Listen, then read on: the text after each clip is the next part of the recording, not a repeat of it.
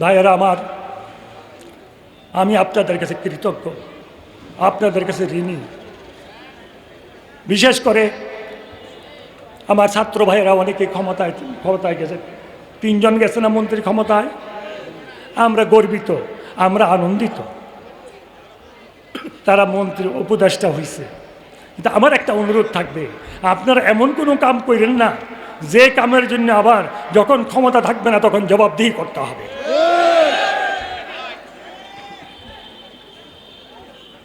তখন মনে কষ্ট পাবো, কারণ আমরা আপনাকে মাথার তাজ বানাইছি।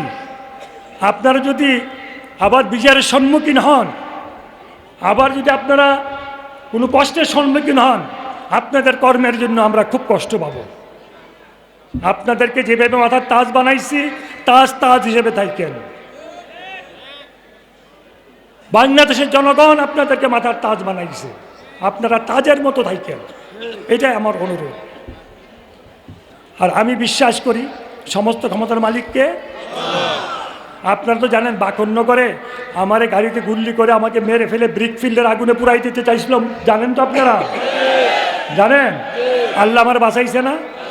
আল্লাহ আমাকে অনেকভাবে বাঁচাইছে। আপনারা দোয়া করবেন, আপনাদের দোয়াটা হলো আমার সবচেয়ে বড়। আমি হলাম আপনাদের কামলা। আমি এমপি থাকতে, মন্ত্রী থাকতে বলতাম যে আমি আপনাদের কামলা। আমার কাজ হলো আপনাদের কাজ করা। আপনারা আমার জন্য দোয়া করবেন।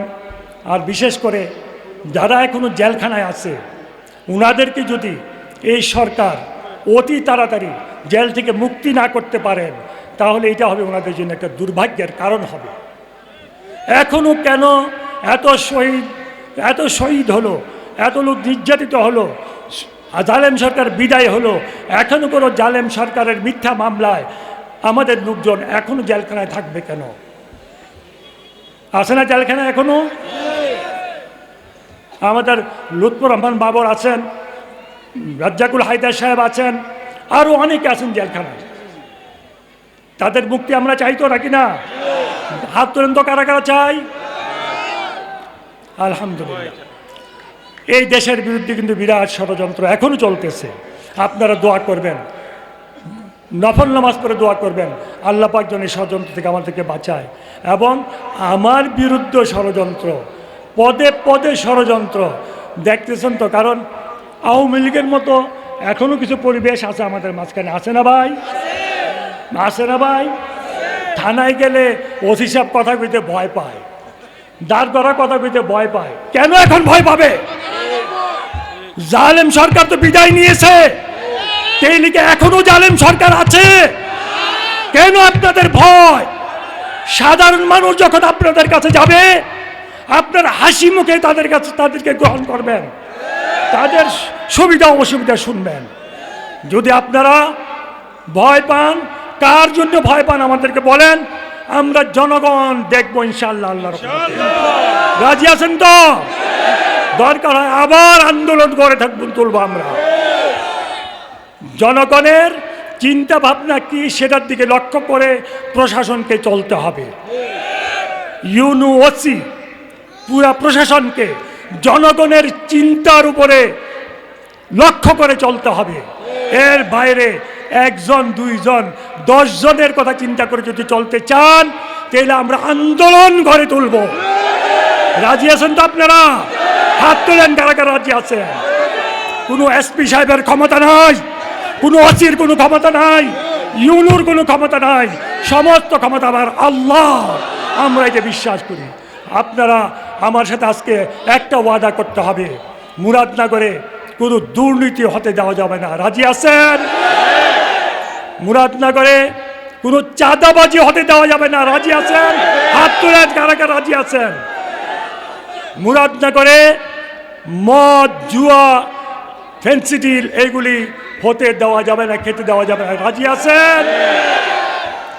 মুরাদনগরে দখলবাজি করতে দেওয়া যাবে না। রাজি আছেন? যেই হোক, সে যদি আমি নিজেও কোনো ভুল করি, আমাকেও ধরবেন। ওমর রাদিয়াল্লাহু আনহু বলেছিলেন, যতক্ষণ কোরআন এবং হাদিস অনুযায়ী আমি তোমাদেরকে চালাবো, ততক্ষণ তোমরা আমাকে নেতা মানবা। যখন এর বাইরে যাব, তখন তোমরা আমাকে নেতা মানবে না। তাই তো বলছিল নাকি? আমার আপনাদের কাছে অনুরোধ, এই মুরাদদেরকে মাদক মুক্ত করতে হবে। আরেকটা কথা আমার সাথে স্বীকার করতে হবে, যাদের বাপ মা আছে তাদেরকে আপনারা খেদমত করবেন, উচ্চ শব্দ করবেন না। রাজি আছেন আপনারা? আল্লাহ রাসূল কার খেদমত করবো? আব্বা। কার খেদমত করবো? আম্মা। আব্বা আম্মার খেদমত করতে আল্লাহ রাসূল বলে গেছেন। আব্বা আম্মার খেদমত না করলে কিন্তু বেহেশত পাওয়া যাবে না। তারা যদি অসন্তুষ্ট থাকে ইবাদত বন্দেগী কবুল হবে না। আপনারা দোয়া করবেন। আমি ইনশাআল্লাহ, আল্লাহ যখন দয়া করে আনছে এই মুরাদনগর মাটিতে, আল্লাহ শুকরিয়া আদায় করবো। আপনারা সবাই আমার একটু কষ্ট দেবো, আপনারা রাজি আছেন? আল্লাহ যে আমরা এই সরকার থেকে পতন করছে, মানে জালেম সরকার থেকে উদ্ধার করছে, জালিম সরকারের পতন ঘটাইছে এবং আমাদেরকে মুক্ত করছে, এই দেশে আনছে, এই শুকরিয়া বাবদ 2 রাকাত করে নফল নামাজ পড়বেন। সবাই রাজি আছেন? হাত তুলেন কারা কারা রাজি আছেন। 2 রাকাত নফল নামাজ পড়ে আল্লাহর শুকরিয়া আদায় করবেন। আর 2 রাকাত নফল নামাজ পড়ে আল্লাহর কাছে বলবেন, আল্লাহ এমন একটা সরকার আমাদেরকে দাও যেই সরকারের মাধ্যমে তোমার হুকুম অনুযায়ী দেশ চলে এবং আমরা শান্তিতে থাকতে পারি। এই দোয়া আপনারা সবাই করবেন।